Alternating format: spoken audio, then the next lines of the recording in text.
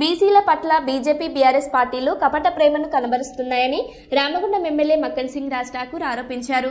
BC సంఘాలు చేపట్టిన తెలంగాణ బంద్ సందర్భంగా గోదావరిఖని మెయిన్ చౌరస్తా వద్ద కొనసాగిన నిరసన కార్యక్రమానికి భూపాలపల్లి ఎమ్మెల్యే గండ్ర సత్యనారాయణరావుతో కలిసి ఎమ్మెల్యే రాజ్ ఠాకూర్ హాజరయ్యారు. ఈ సందర్భంగా వారు మాట్లాడారు.